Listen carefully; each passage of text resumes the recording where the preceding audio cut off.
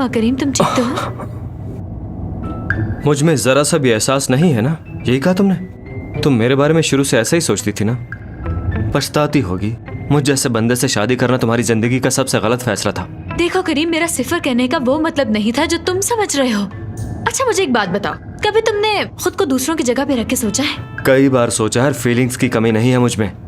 देखो आयशा, मैं जब भी किसी भी मुसीबत में गिरफ्तार होता हूँ ना, तो मैं हमेशा दूसरों का सोचता हूँ कि वो ऐसे हालात में किस तरह फील करते होंगे। मैं पहले सिचुएशन का अच्छी तरह से जायजा लेता हूँ। हाँ, मैं प्रैक्टिकल जरूर हूँ, मगर मैं फीलिंगलेस बिल्कुल भी नहीं हूँ। अच्छा तो करीम मुझे ये बताओ कि आज तक तुमने कभी मेरा एहसास किया है? बताओ मुझे। चलो अब हस्बे मामूल कोई नई कहानी बनाकर सुना दो, मैं इंतजार कर रही हूँ। मैं बताता हूँ बताता हूँ तुम्हें। जरा ये गाड़ी गुजर जाए। गुजर गई। हाँ याद आया, तुम्हारी भतीजी है ना? याद आ गया। जब तुम्हारे भाई और भाभी की लड़ाई हो रही थी ना, तो मैंने उनका बहुत एहसास किया था, सोचा था उनके बारे में, बल्कि बचाया था मैंने उसे।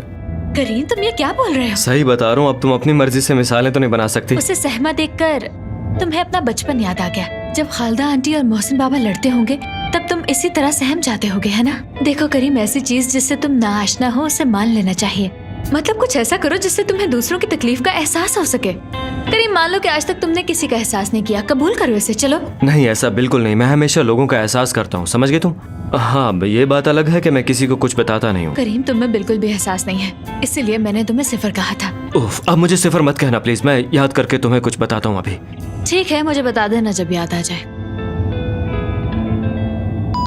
उन्हें याद भी नहीं होता और वो समझ भी नहीं सकते।